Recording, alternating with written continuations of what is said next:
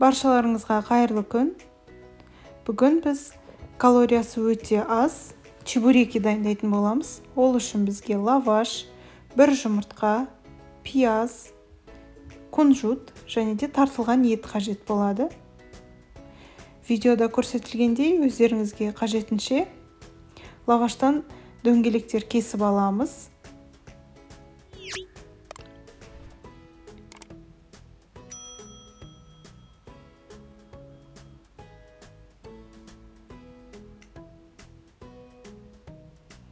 Мінекей менде 4 дөңгелекше шықты. Ендігі кезекте тартылған етімізді табамызда қуырамыз жақсылап. Кез келген етті қолдансаңыздар болады.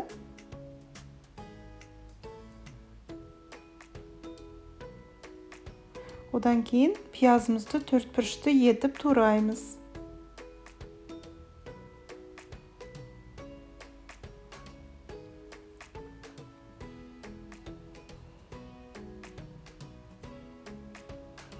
Менің каналыма тіркеліп, лайк басып, пікір қалдыруды ұмытпаңыздар.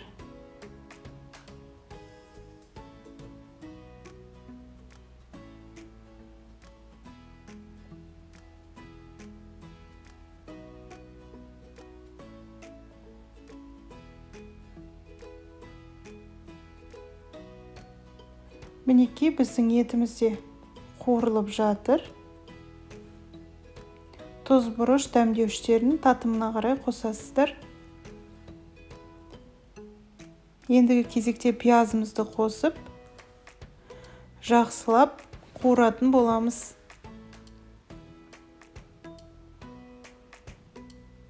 Мінекей біздің чебурекиміздің салмасы дайын болды. Пергаментқа чебурекиларымызды орналастырамыз. Ендігі кезекте салмасын салып шығамыз біркелкі етіп.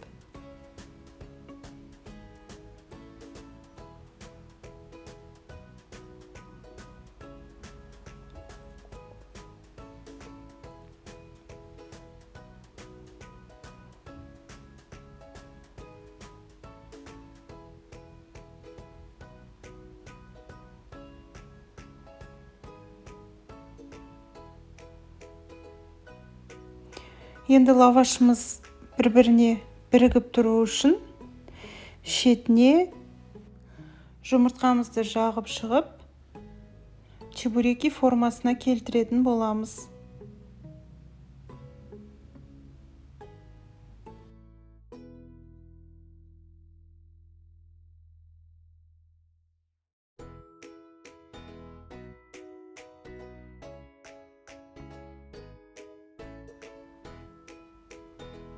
Барлық чебурекимізға осылай жағып, жан-жағын жабыстырып шығамыз.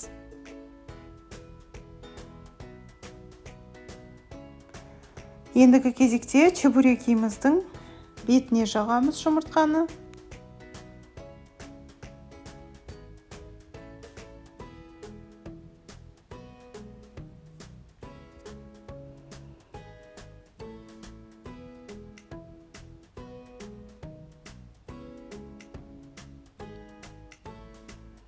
Қалауларыңыз бойынша бетіне кунжут, мак сепсеңіздер болады.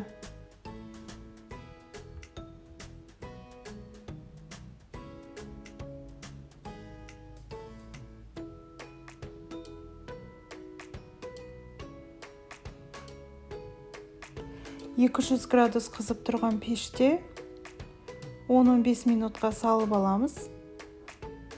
Тез дайындалады.